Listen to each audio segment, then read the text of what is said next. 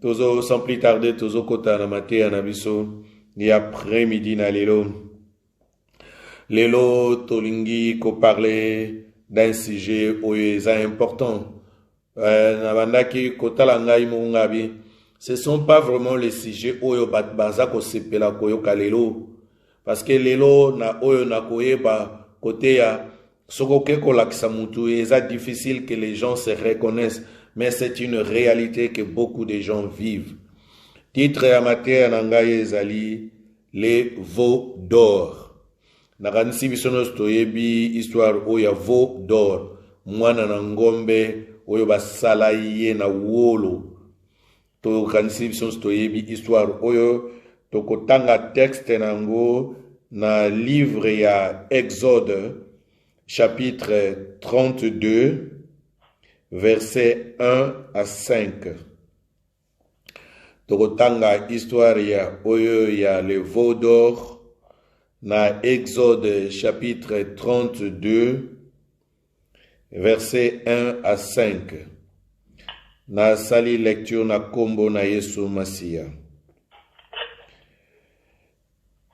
Le peuple, voyant que Moïse tardait à descendre de la montagne, s'assembla autour d'Aaron et lui dit: Allons, fais-nous un Dieu qui marche devant nous, car c'est Moïse, cet homme, qui nous a fait sortir du pays d'Égypte.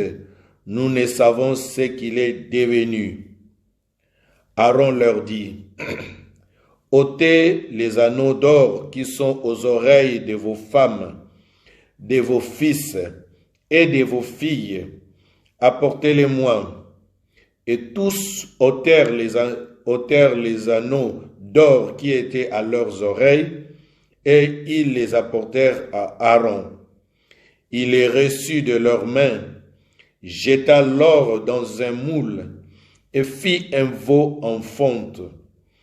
Et ils dirent: Israël, voici ton Dieu, qui t'a fait sortir du pays d'Égypte. Lorsque Aaron vit cela, il bâtit un autel devant lui, et il s'écria: demain, il y aura fête en l'honneur de l'Éternel. Tobondeli pona maloba oyo. Seigneur Dieu, kolo nayebi ete eza maloba na yo, nzambe, nayebi ete bisons to yangani awa tout autour, ete Seigneur ya na tout autour na yo, parce que toyebi ete nous sommes venus auprès de toi, même à ta toza na katina salmo te, mais en esprit, toyebi ete toza elongo, ete merci parce que tu as permis aussi, et grâce à ces réseaux, et malgré bande kobakoki, kozala bisika na bango, mais toi tu arrives à nous permettre et tokoka communiquer. Le Seigneur Nzambe yo lingi kole sabiso parole oyo. C'est vrai que Nzambe naza ko senga vraiment yo moko leka ko s'exprimer et na mwana na yo moko na moko Nzambe. Ezala maloba oyo ekute pai na yo moko Nzambe. Longola bomoto nyonso ya yangai Jean-Paul, et que les Jean-Paul aïba ko disparaître, mais toi Dieu que yo apparaître Nzambe, yo moni sa nguya na yo, yo moni sa monene na yo, yo moni sa loboko na yo, moni sa puissance na yo. Et en après-midi na lelo Seigneur, et maloba oyo kuka ko toucher moko na moko Nzambe bisika azali, oyo bazali ko suivre maintenant, et même ceux qui vont suivre après Seigneur, na ba réseaux sociaux, tika et parole et convaincre Seigneur, et bako lakisa moko na moko etana ye Nzambe. Nzambe toza na besoin toyo kaliloba na yo. Nzambe fungula mayele na biso, fungula bomoto na biso ete Nzambe ebunga, mais yo fungula mayele afin que parole ekoka kozwa esika vraiment na kati na mitema na biso, ete eba ko changer ba vie na biso.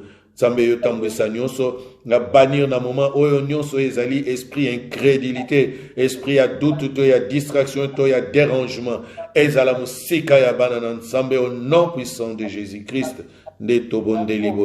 Amen. Amen. Alléluia. Amen. Amen. Amen. Ok. nauti kotanga texte oyo na Exode 32 verset 1 à 5. Totangi ilmeki kolimbola biso na romeka kolimbola texte oyo na lingala. Balobi ete peuple, donc peuple Israël, tango bamonaki ete Moïse azalaki koumela pona kokita likolo na ngomba. Moïse amataki likolo na ngomba, akendaki kokutana na Nzambe. Et cette fois-là, Moïse a oumelaki penza. Moïse a fait 40 jours. 40 jours likolo na ngomba. Donc Moïse a kitate. Donc ça fait un mois déjà mutubanda kenda likolo na ngomba, akenda koluka kokutana na Nzambe, ça fait un mois. Plus d'un mois kutuna loba. Donc un mois et 10 jours. Moïse a kitate. Et bango balobaki bamonaki balobi non lokola Moïse a kita nokite, alors bakendaki kokutana na Aaron oyo azalaki frère ya Moïse. Oyo bazalaki kotambwisa na ye peuple ya Israël bango mibale elongo. Ate koluka ye bakolobi na ye ete tala ndeko na yo banda mata likolo na ngomba aza kokita te. Lokola ye mutu akutanaka na Nzambe asololaka na Nzambe aza komona te. Aza komona te babi salela biso. Yoka albi na balbi, alors fais-nous un Dieu qui marche devant nous. Salela biso Nzambe oya kotambola liboso na biso. Parce que Nzambe to alaki na misaki biso Nzambe wana lokola Moïse mutazalaki kokutana na ye, Moïse azoko kitate, yo salela biso Nzambe mususu oya koka kotambwisa biso. Abi et Aaron asengaki bango alobi ete bolongola biloko matoyi nyonso eboza nango en or oyo eza na matoyi ya basi na bino, ya bana na bino, ya mibali to ya basi. Je crois l'air wana bana mibali pe bande kolata, c'est sûr misusu eza kaka lelo te bamana kolata pe biloko matoyi. Et tomoni ete ba bijoux ezalaki quand même na valeur. Et tomoni on ne parle pas de bronze to ba nini ba argent, mais il parle bien d'or. Donc valeur ya or et bandi lelote bandi banda depuis longtemps. Et au même dans l'Antiquité, avant même que Yesu abotama. Donc déjà ils utilisaient déjà l'or. Donc awa ba sengi déjà ba lobiete asengi bango alobi bolongo la ba bijou na bino non so en or o eza na matoyi na bino boya nango. Et bayaki na yango azwaki yango a fondre yango. Tant à fondre or nyonso e bango bazalaki na ngwana ezalaki wana ifale ezala vraiment or moko pur ezaba or nengelelo bazako batekela biso bana ba verse teke ya ba 18 karat nini wana yalaki or moko pur na kansi mingi toyebi ke or pur ezalaka vraiment makasi te e bukanaka si facilement. Donc yangwana bachaka ba liage na biloko mususu po e comme makasi. Donc asengaki bango alobi boya na ba bijou na bino wana ba oro vraiment ya pur et aye a fondre yango asalaki forme moko. Mais forme wana nini ezalaki forme ya mwana ya ngombe ya wana mo oyo vo donc ezali mwana ya ngombe asalaki mwana ya ngombe. Et tango asali mwana ya ngombe wana na a partir ya oro bango basalaki e bango balobaki balobi Israël tala Nzambe na yo oyo abimisaki yo na Israël abimisaki yo na Egypte. Donc Nzambe oyo tozalaki komona te oyo azalaki na biso na Egypte yeyo tango tomoni yelo Aaron asaleli biso Nzambe yeyo. Et peuple alobine wana ye Aaron apuye bango alobina bango tango Aaron amoni nde mwana asali nini asali etumbelo. Etumbelo toyebi place ba honoraka Nzambe ba invokaka Nzambe ake asali etumbelo alobi na bango abi lobi. Donc tokosala feti ete pona nini na honneur ya nkolo wana eza oyo texte na biso. Nalingi kobanda sikoyo toyebi ete peuple na Israël wana na uti ko expliquer texte na uti ko tanga na Exode 32 de 1 à 5. mais na bandi siko na mate ya proprement dit. Balobi naza ko expliquer que le peuple ya Israël toyebi ete bazalaki na Égypte na bowumbu. Et bowumbu wana ewumelaki penza. Basalaki 430 ans na bowumbu na kati na Égypte. Toyebi ndenge bakoma yekuna wana eza masije ya mateya na bisote. Joseph batekaka yekuna akomaki mokonzi abengaki ba parents na ye ba famille nyonso bayaki kuna babotami bakomaki peuple monene na kati na Égypte. Et ba Égyptien bangisaki bango bazwaki bango bakomisaki bango lokola bawumbu na bango. Et bawumelaki ba Égyptien bakomaki konyokola bango kosalisa bango misala moko ya makasi penza. Babandaki kolela bawumelaki na bawumbu wana. Eloko moko tango na bandaki kotanga na kati na Bible na mituna kinga bime comment Dieu les a laissés comment pendant tant d'années 430 ans.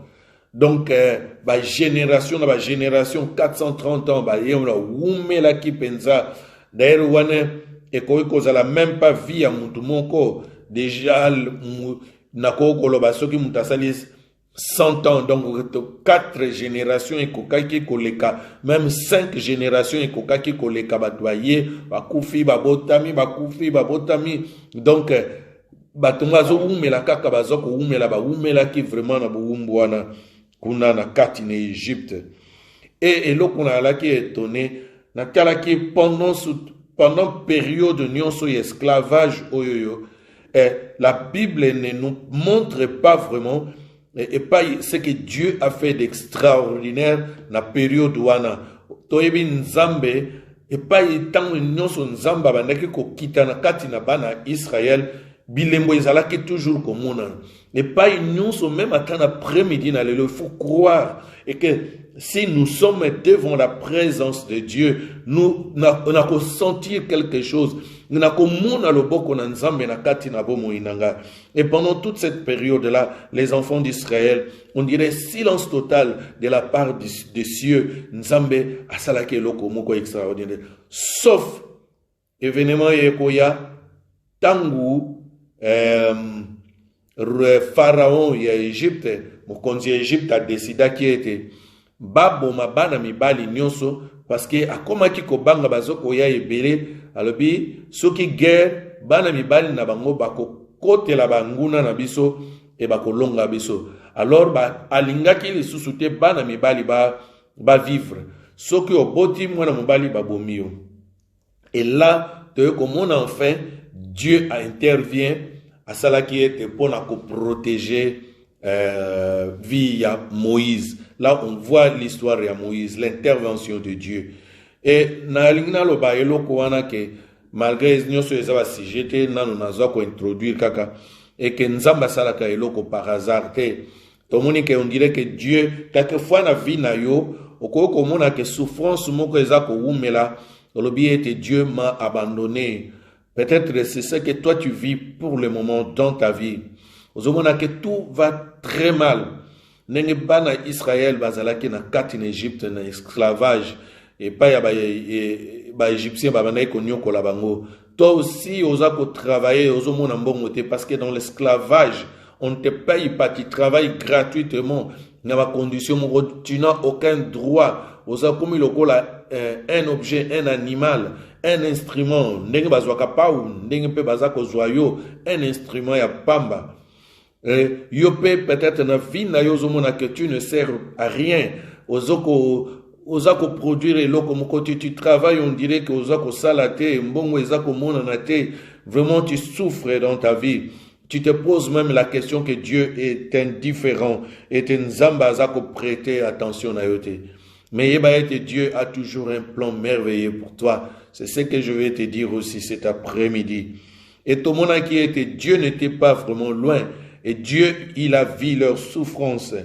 Yangwana toza kotanga même na livre ya kaka oya Exode. Na livre ya Exode na chapitre 3. Na chapitre 3 verset 7. Balobi na biso boye na Exode chapitre 3 verset 7.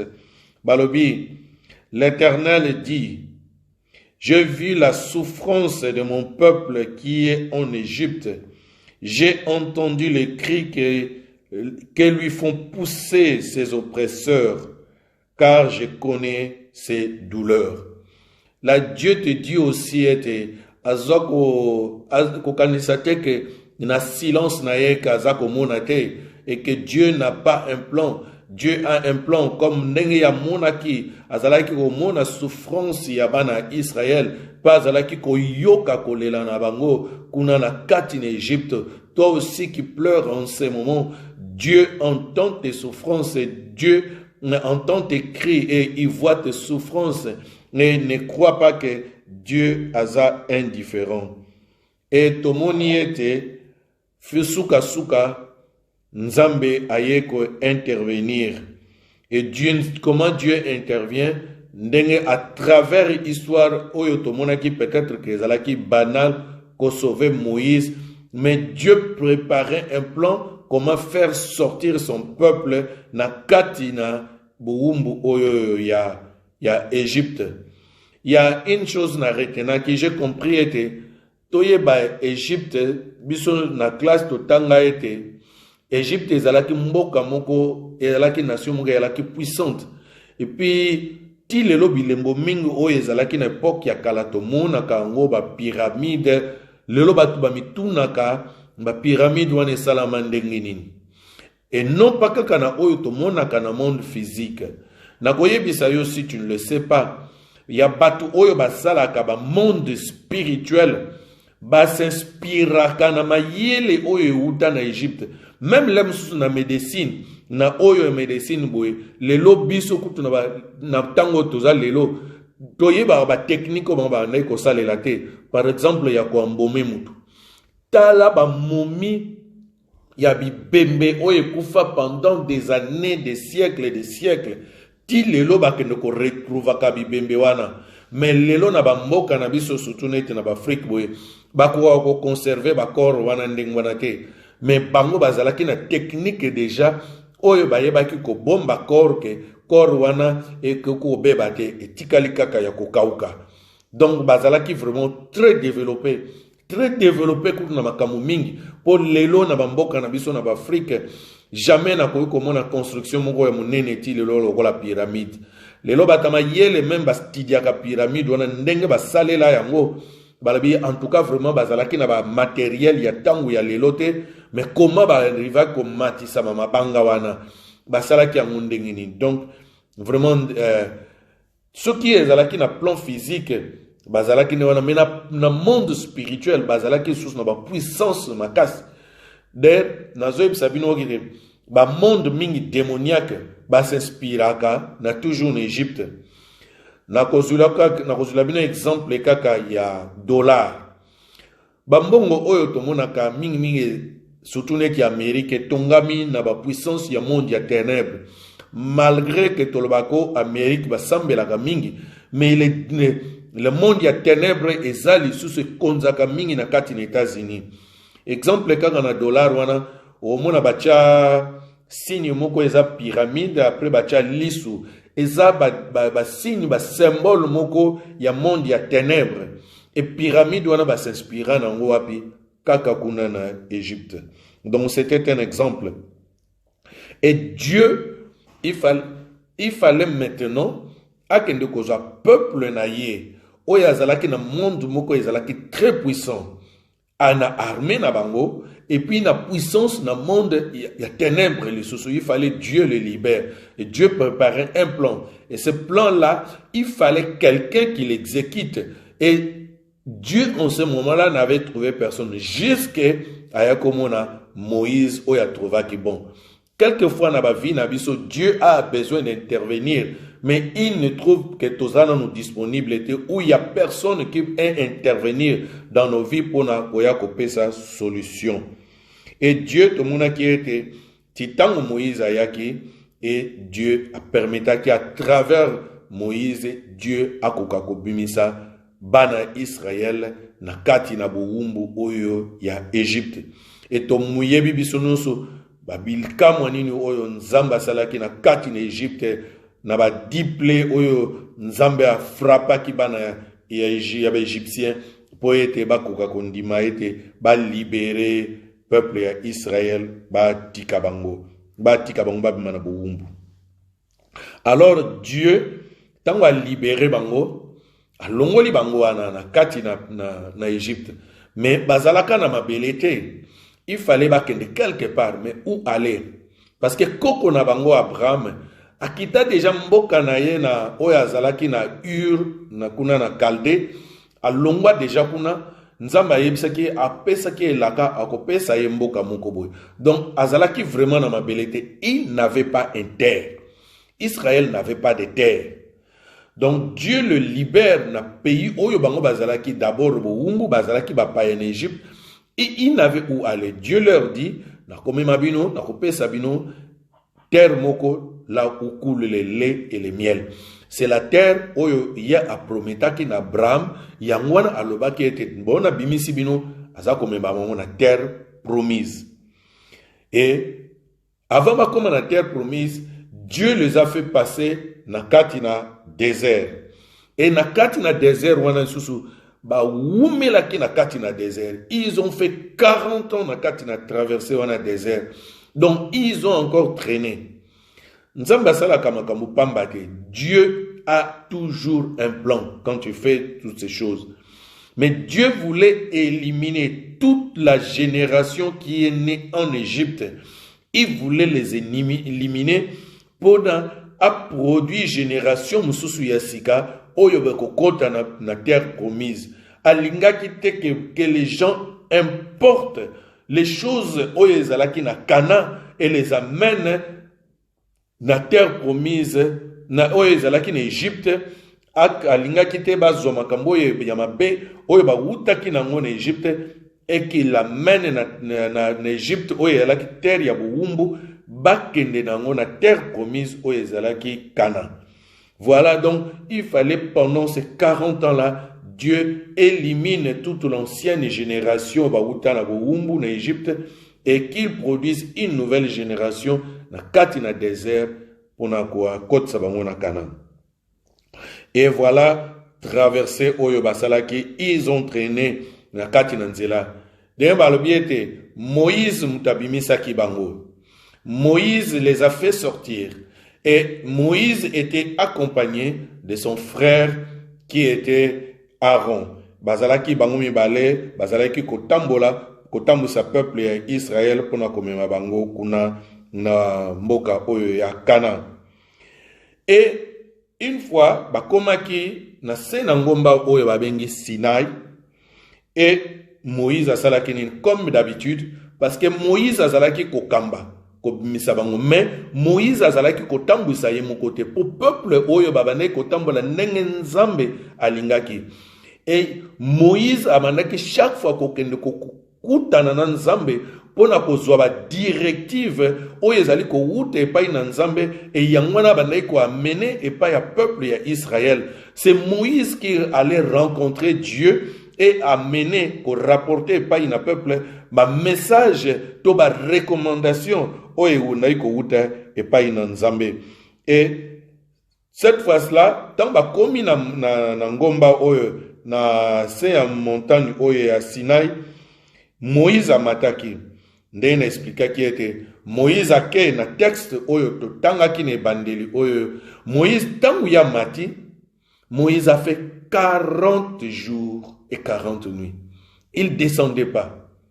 Oui, peut-être aux autres, mais imagine-toi, je vais te dire par exemple, on ne te paye pas, moi, moi salaire, mon salaire, outkiring, pendant 40 jours, tu ne seras pas payé. Ah, comment c'est là? Donc, je te dis tout simplement un salaire pour te faire sentir que c'est beaucoup. Personne n'a qu'au lingate qu'avant pendant et ils attendaient Moïse.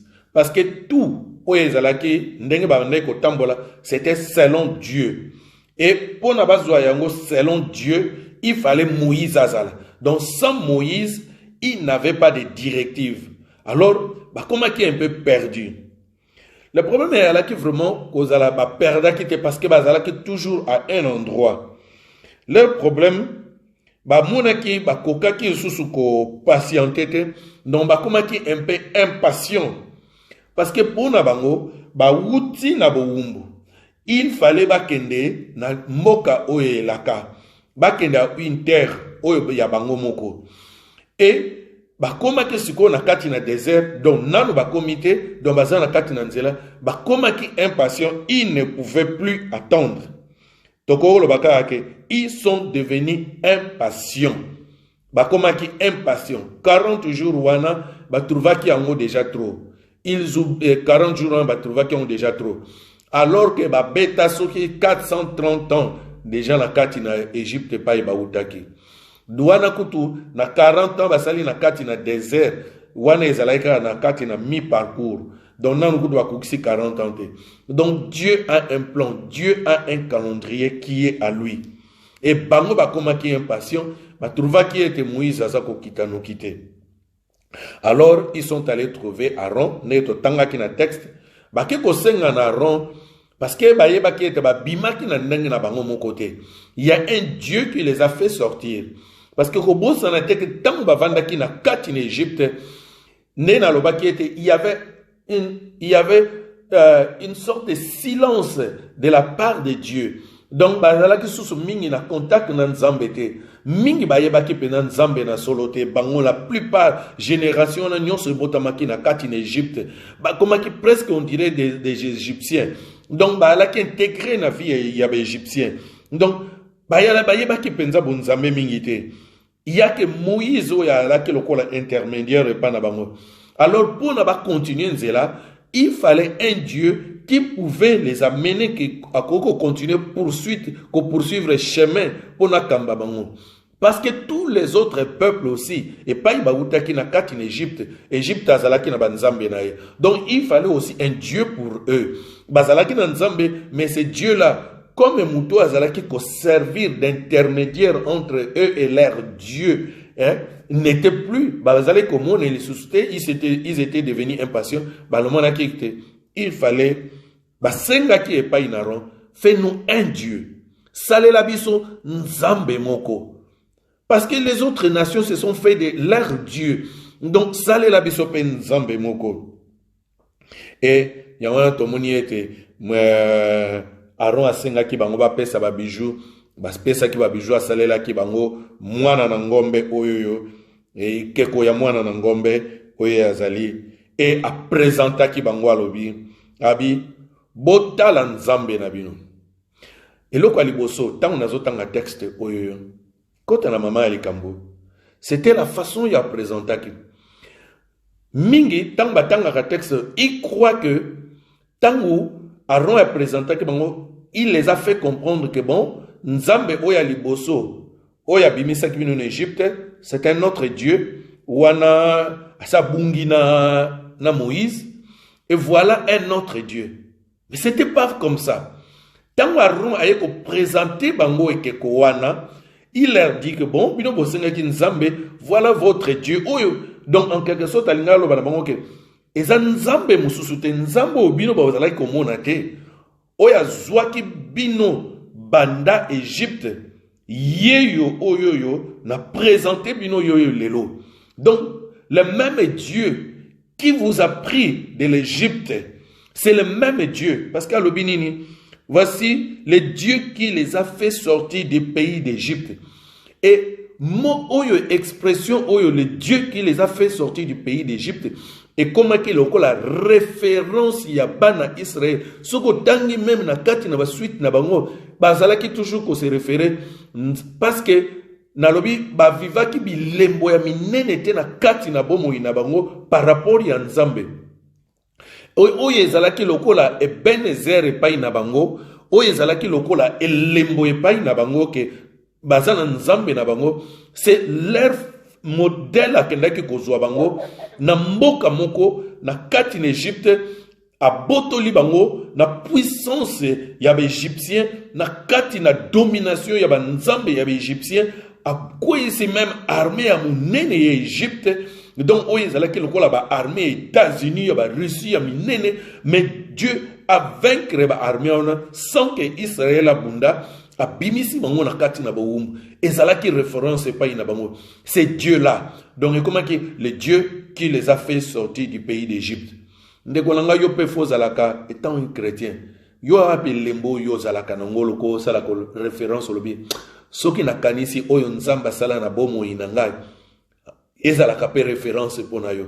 Bango référence na bango yelaki ko bima na kati en Égypte. C'est que Dieu a accompli.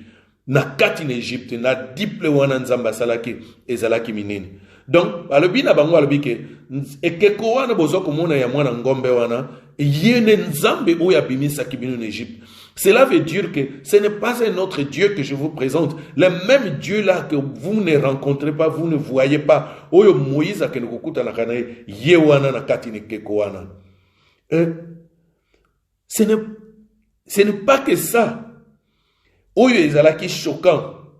Mais ezalaki à la fin, quand Moïse Aaron azako présenté, na verset à Souka, na 5e verset, na partie na Souka. Alobi na bango, balobi, lorsque Aaron vit cela, il bâtit un autel. Donc déjà, pour la cérémonie, pour célébrer, pour adorer, et kekoana, comme leur vrai Dieu. Et alobi na bango, balobi, il s'écria à Gangi, alobi, lobi. Il y aura une fête en l'honneur de l'Éternel.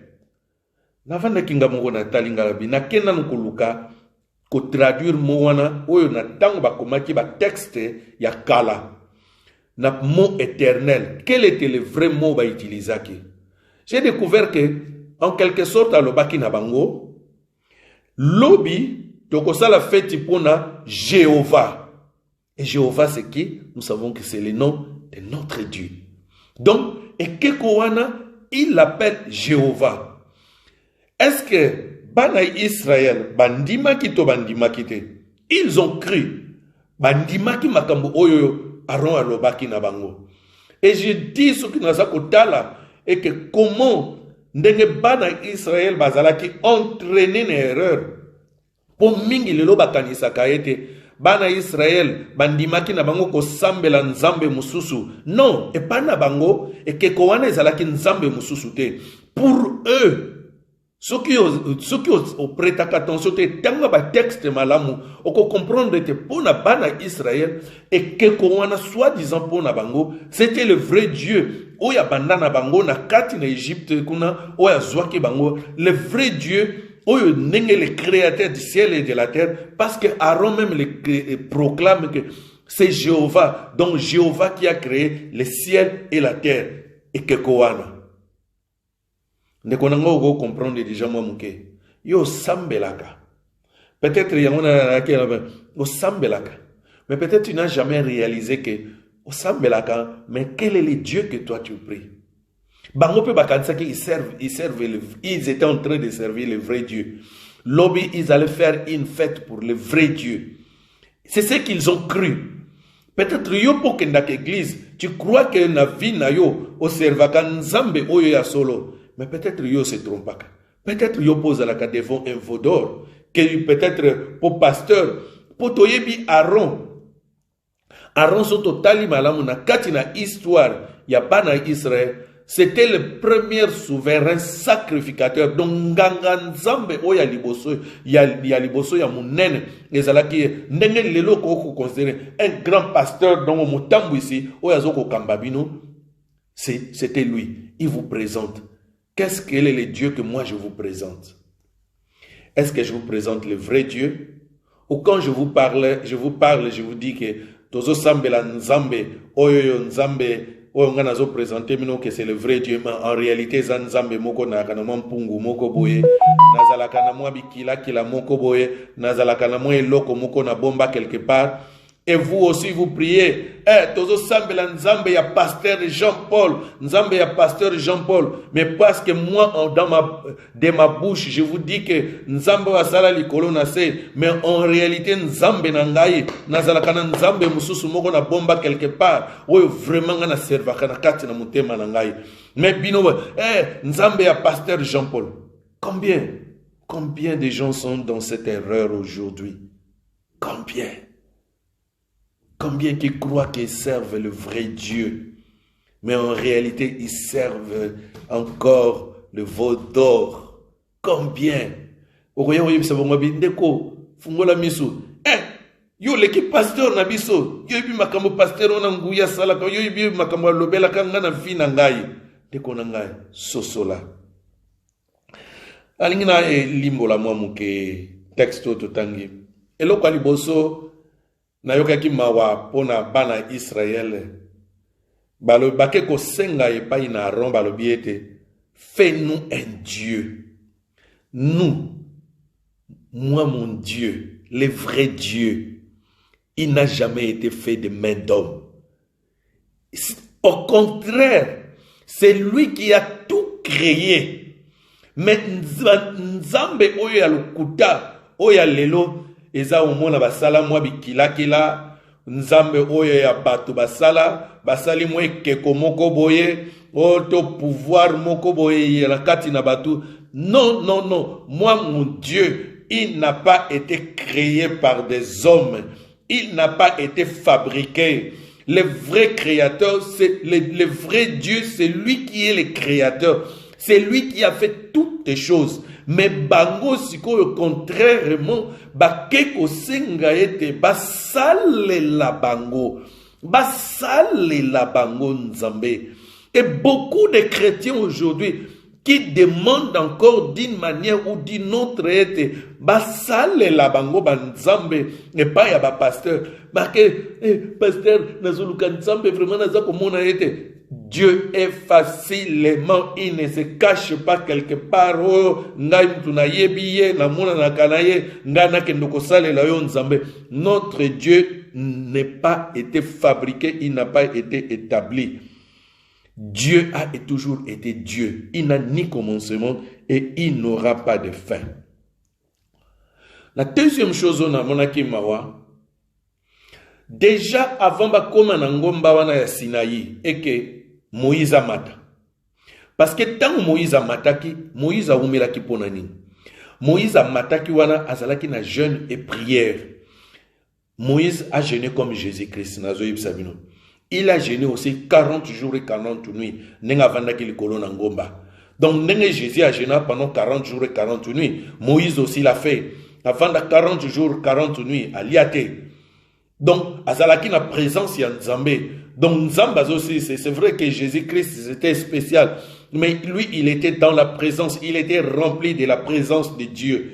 Donc, il n'avait pas faim. Mais amataka pambate. Parce que, il fallait Nzambe, akamata pesaye mi beko, akoma yango, akoma ki na ba tablette, il fallait pesaye yango. Mi beko wana, po bana Israël batikala na mi beko wana comme elembo. Et ça là qui likolo ya mabanga 2 tablettes à pesaki. Mais est-ce que c'était le moment où il y a pesaki ma tablette? Non. Mi beko wana déjà natanga ki yango avant Moïse a kende ko matapo mi beko wana ba koma yango na ba tablette. Un jour Nzamba kutana na bana Israël na mont Horeb akita likolo na ngomba akutana na bana Israël ngombe ningana. Et le jour-là, Dieu a pesaka mi beko na ye, aloba yango boya, aloba verbalement. Mais tant que ba komi siko na ngomba ya Sinaï, Dieu voulait que mi beko wana ezala écrit quelque part pour que les enfants d'Israël n'oublient pas. Loba il faut komama quelque part pour toye ba ko garder yango. Ndenge biso lelo tozana ba Bible, mais tozaka na besoin te kezala kana kati na ba Bible. Tozana besoin de paroles ya Nzambe ezala même na kati na mitema na biso et wumela na kati na biso pour que tobosa na yango te. Et voilà, Dieu leur a donné na kati na mi beko wana. Il y avait quelque chose o ezala qui est important. Na kati na mi beko wana bo kamatate que bo sala Nzambe mususu yeke côté bo sala image mon côté. Dieu les a déjà dit bien avant. Nazalaki na référence oyo ezalaki déjà oyo Nzamba pekisaka bango e déjà na Exode 20. Awawa bango bayaki kokweya na Exode 32. Mais na Exode 20 Nzamba asa lobaka na bango na asa pekisaki bango alobaki na bango na Exode 20. Oyo tant Moïse a que comme mataba que ça le keko ezalaki na Exode 32. C'était après. Mais na Exode chapitre 20, yoka déjà Dieu na Exode chapitre 20 verset 4. Yoka makamu déjà nzamba lobaka na bango avant. Alobi, tu ne te feras point d'image taillée, ni de représentation quelconque des choses qui sont en haut dans les cieux, qui sont en bas sur la terre, qui sont dans les eaux, plus bas que la terre. Donc, Nzambe a pekisaki bango déjà eloko oyo. Mais Dieu les a dit ça verbalement. Et jour où on a Moïse a quelque matalikolo na ngomba, c'était pour que ezala sur une tablette qu'il n'oublie pas. Mais trop tard, Dieu ne voulait pas qu'il ressemble na ba nzambe mususu, na ba peuple mususu. Parce que souvent ba peuple mususu, leur Dieu était représenté par des statues. Okomona ke komo balobi oye ke ko ya Dieu Baal, oye ke ko ya Dieu Moloch, oye ke ko ya Dieu Boye, oye ke ko ya Dieu Boye. Même à l'Égypte biloko wana bi ke ko wana e ke ko ya Dieu Osiris, e ke ko ya Dieu Zeus. Mais Dieu ne voulait pas que le peuple d'Israël ressemble na banzambe wana ba ressemble na bango, bazala na banzambe oyo basala kana bikeko. Mais babosani makamunzamba lobaki na bango. Et du moment quand Dieu akamati alingi ezala écrit tala satana nenga zala kamayele Moïse azo kita na mibeko oyo ezala kati na ba tablette que cela est interdit. Na se déjà diable sa katela ki bango déjà cornet. Asa tanta ki bango nini bake ndiko sala déjà bikeko wana. Yangona tango Moïse akitaki atali na mobeko oyo nzamba pekisaki ke boko ko sala be représentation nate. Mais tango yazo yad po ya ko présenter bango mibeko wana déjà trop tard. Basi bakoyaki déjà. Tala ndenge diable ba plan za la kata ka cornet pona nini akamata bungisa bana na nzambe oyo nzamba bungisa ki pona bango. Yangona Moïse était déçu, alors mais ça sert en quoi encore? Mais beko yo ngana zo kitana mo peut interdire bango basi ba désobéir à bois kangona se ba tablette wane esalinini et pasuka mabanga wana wezala kina mibeko parce qu'ils avaient déjà désobéi. Ba buka ki déjà mibeko oyo oyebi mawa oyo nazako yoka ezaka kateke parce que bango ba buka ki me pona biso lelo. Il y a beaucoup de chrétiens aujourd'hui qui négligent la parole de Dieu. Parce que ceux qui va kouéaki, ceux qui va simba ki maloba, oyo ya loba ki na bango déjà liboso. Tango aron asala ke ko wana balinga bala bibi, nzamba loba ki na biso, et que ko yotoko ko simba ya mote. Mais beaucoup d'enfants de Dieu négligent la parole de Dieu. Ya mwana mingi lelo bazako kota na ba distraction, bazako kota na mabunga. Parce que bazako négliger maloba na nzambe oyo nzamba pekisi bango. Mais eux ils le font. Et beaucoup aujourd'hui refusent aussi balingi koya ko sambela nzambe mais balingi mibeko te. Ah mibeko o nini ba loi biso toza susu na ba loi te biso to koma na ba foi biso toza na ba loi te les lois sont pour l'ancien testament mais il y a une loi qui reste éternelle. C'est la loi de l'amour. Ça ne change pas. Parce que même les 10 commandements, ils ont englobé na bolingo. Cette loi de l'amour ne change pas. Aimer Dieu et aimer ton prochain. Cette loi demeure à jamais. Quand tu désobéis à ça, ils ont quoi dans mes bécognos. C'est la même chose. Mais beaucoup de chrétiens n'aiment pas. Biso toza so période ami bécoté, to comme période ya kondima, toza les sous-souté. Mais Bible Yesu aussi alobaki alobi mon beko mon côté kolongwa ata i mon côté i même un iota bako changer en côté na mibeko tant que ce monde sera toujours. Donc la loi de l'amour existe toujours. Cette loi demeure toujours. Beaucoup de chrétiens négligent la parole de Dieu. Donc voilà pourquoi tant que Moïse a quitté na mibeko a moni ete batu basi va désobéir au diable là c'est à katela ki bango déjà corner et a poussé bango déjà ba bébé samibe ko wana et Moïse a sala nini a soli ba tablette et nalingaki nazonga na problème ya ekeko basalaki asalaki ekeko wana souvent ba nation musu bazalaki ko sala bikeko ba nayi ko sala ba nzambe na bango basali mabele bapesi forme mo ba nzambe na biso ye wana misusu ba nayi ko sala ni tailler nzete bakamati basali mais le Dieu oya Israël c'est vola il était spécial ngamu na kanisi yango ezaba or oyo ya ba oyo ba tozoko ni kosoma na verse mais voilà or pur. J'imagine que m'tang mo ezako beta ba telemisi vo oane telemi wana ezako ngala. L'or c'est quelque chose qui frappe l'œil de quelqu'un, qui frappe les yeux des hommes.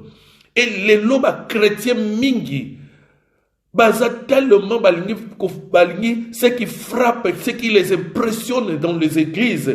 Et église wana ezana ba miracle soko keyi okoyoka ba kolobelo ba prophétie na yo ba kolobelo makambu na yo penza pasteur wana penza et nini mais nazongi kaka pai nazalaki. Est-ce que tu connais les dieux de ces pasteurs là? Tu connais les dieux qui vous présentent? Ozo sambela pe nzambe ya pasteur Jean-Paul, mais toi tu connais, est-ce que tu connais mon Dieu à moi? Il faut yebanga malamu. Parce que les gens embrassent les églises ou à mon avis comme miracle. Nazaku tu na référence nazo sololan de komoko azalaki na problème. Et alingi ko sambela vana na yo papa Jean-Paul alingi ko sambela mingi. Soka yoki kaka pasteur moko kazo sala miracle kuna zolo makamu alandi ake kuna ngalabe en tout cas na discuta kite na vandaki na bandai ko yoka kanga donc, Yesu ka yo ka passer le miracle. Donc, pour lui prier, c'est pour suivre les pasteurs qui font des miracles. Suivre les pasteurs qui font des prophéties. C'est ce qui brille. Oebi Eli, une fois bandai ko lukaye na reine Jézabel, akimi akeko bomba manakati na caverne moko bo na grotte moko. Et nzamba lobaki nakati na sukingana leki yo bima libanda potokutana nayo. Eli na kati ya grotte ayoka mupepe makasi mbonge eza kupasola ba montagne eza kupasola mabanga. Mais Bible a l'objet Dieu n'était pas dans ces vents-là. Tant mupepe wane leki tremblement de terre ningisi mabele. Dieu, mais Dieu est puissant. Déjà, mais Élie avait akina bososola. Bible a commis à l'objet que Dieu n'était pas dans ce tremblement de terre. Tremblement de terre, on a tant leki moto ye moto zo ziki sanyoso. Ba bengi nzambe les dieux les faits dévorants. Mais Élie azalaki na bososola. La Bible a commis que Dieu n'était pas dans ces feux-là. Mais yoka Élie parce qu'il avait les discernements. Balobi, quand tu es un bruit doux et léger, Balobi Elias Alakinini abimi. Et Dieu était dans ces bruits-là. Ndeko nangai, kolanda ka église te, kolanda ka place aux sambela te. Balobi kuna miracle, muke zo sala kuna, balobi kuna ba prophétie soke ba koloba nango. Tala. Moi si moko abandai kolanda Paul na Silas aloba bango, bolanda batu oyo baza basali na nzambe. Makamba bandai koloba ezalaki ya solo. Mais esprit ezalaki koloba na kati na ye, ezalaki esprit ya piton. Paul a bengana ki yango. Donc ndeko na ngai il faut toya la bososola. Bible même azolo babi ne joutez pas foi en tout esprit, mais examinez ba prophétie nyos. Na éviter so na ozwatan ya kosukisa. Na alaki na lingite na kamatana briller. Parce qu'il reste encore quelques sujets où ils sont importants pour Nangai. Nalingi ko précipiter en côté. Nalingi na préféré na bomba yango. Parce que tu connais presque à l'heure. Nalingi na bomba yango. Na garder yango. J'avais quelques questions. Oyo nalinga qui était ngai na mené bino na réflexion. Prochainement, na kopesa bino les deux questions wana. Na kopesa bino siko ba question wana. Mais na lingi ete na garder yango po na dimanche prochain. Na lingi te ke na se précipiter na lukana ke ne mbangu sans que na lamso ekozala motuya. Maman ya likambu nanga, pourquoi na parler le long na Vodor? Pourquoi Dieu m'a convaincu de parler na Vodor? Première question, donc répondons nango prochainement. Pourquoi les enfants d'Israël voulaient-ils qu'on leur fasse un Dieu? Pona nini balinga ki basale la bango nzambe wana mutuna ya liboso. Pona nini basengaki? Olobakaka po Moïse abungaki. Mena komema bino na réflexion. Et loko e presaki bango. O e poussaki bango. Ce sont des erreurs oyo pele lo ba chrétien belé. O bazali ko sala na kati na mukili oyo lelo. Ezali komema bango na libunga. Ezali ko tinda bango ba kene ko sambela ba Vodor. Parce que ba Vodor, ce ne sont pas autre chose. Ce sont autre chose oyo bazo kanisa bazo sambela keneza nzambe ya solo ndenge n'expliquer ki ne bandele oyo bazo kanisa ete nzambe ya solo mais eza nzambe ya lukuta nzambe wana koki kozala mutu to akoki kozala quelque chose d'autre batu bakanisa ka ete nakenda ken église na sambelaka nga na sambelaka nzambe ya solo parce que na la kin expression moko na tuna ki ndeko mongabi mingi basambelaka na solo mingi basambela kana solo sincère alingi vraiment salela nzamba servir nzamba mais malheureusement nzamba ngo ya kenda ko servir ezalaka nzambe ya solo te nalobaki yango boye nabi mingi basambela kana solo basambela kana nzambe ya solo te donc na mutema na vraiment alingi ko sambela nzambe mais malheureusement place kana ko sambela ka nzamba onkuna alandaka ezalaka nzambe ya solo te. Donc pourquoi bango balingaki basalila bango nzambe mususu? Erreur wana na ko expliquer mo prochainement. Et deuxième question on a partager prochainement, comment ont-ils accepté ces veaux comme le vrai Dieu? Comment bakokaki kondima bandima ke nzambe wana oye keko wana bandima ngo comme le vrai Dieu? Erreur oyo bana Israël basalaki le même c'est même erreur beaucoup d'enfants de Dieu le commettent encore aujourd'hui. Nakolimbola yango précisément dimanche prochain. Ndeko nanga kolingate au se trompaka. Nzamba pesio le don a conclure quand on ipsoka kana mukuse Dieu t'a mis un esprit de discernement. Luka oye bakapasi yozo ya ndingo ilelo to sambelaka awa. Quel est le Dieu qu'on sert ici parmi nous? Est-ce que c'est le vrai Dieu?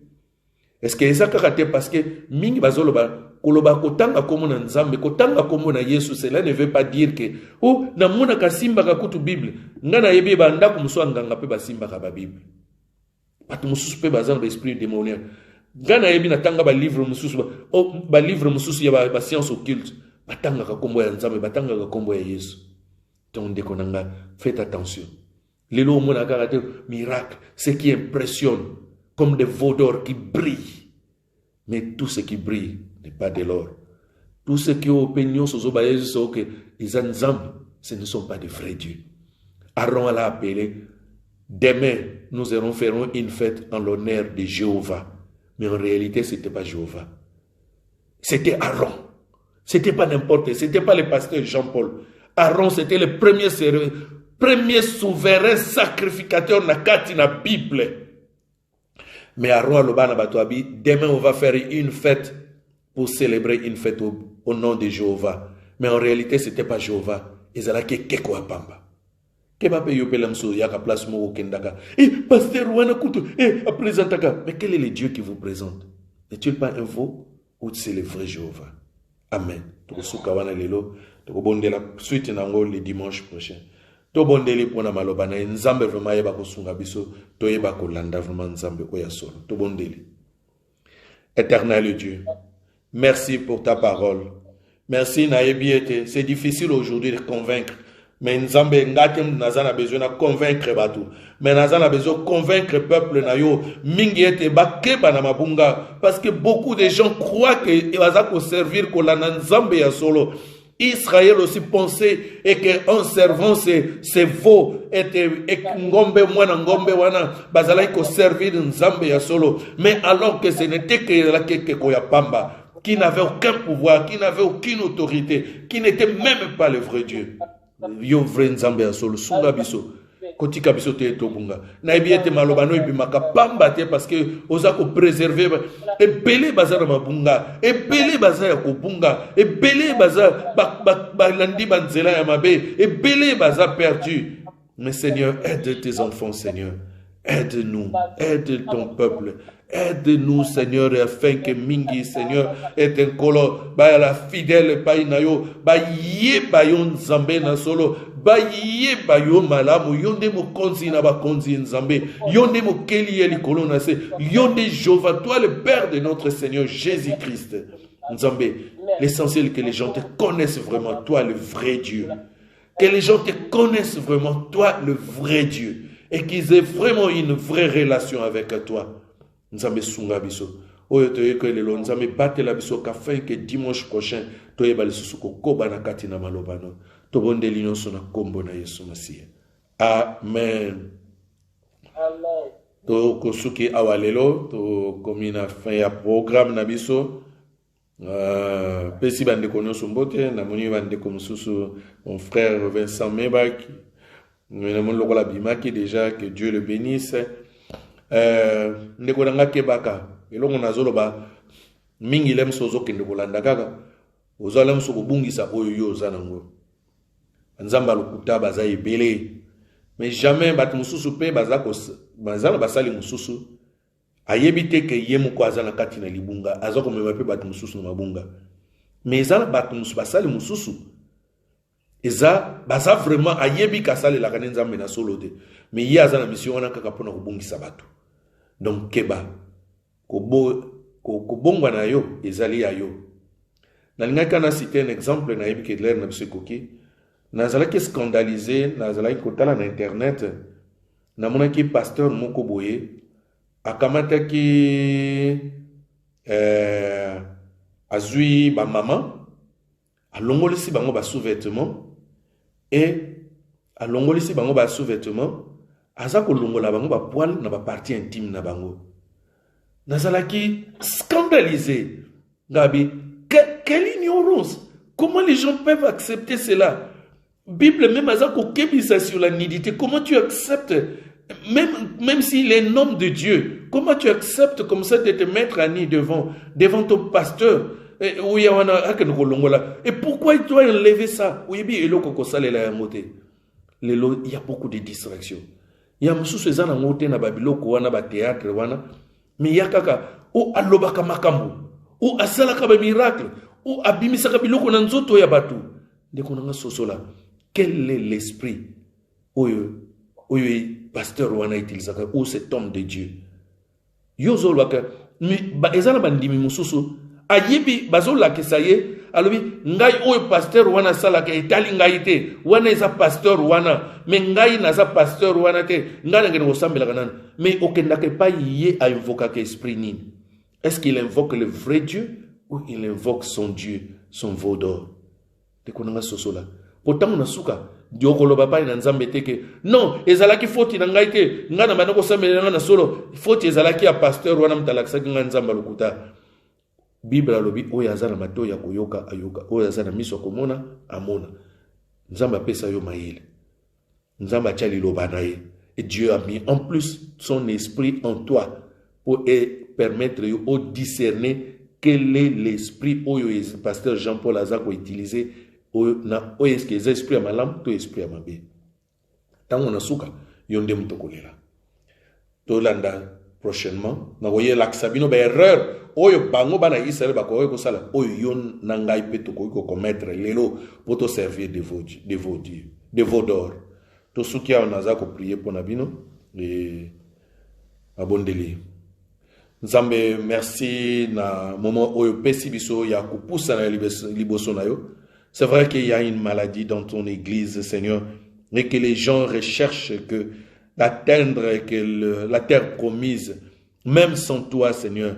Ils veulent tout simplement, même n'importe quel Dieu, Et beaucoup balingi ko atteindre les moyens matériels, Seigneur, même sans toi, même à travers n'importe quel Dieu, ils n'ont pas besoin de discerner. Il n'y a qu'un seul vrai Dieu, c'est toi. Nzambe yo zala nzambe na biso ya la grâce.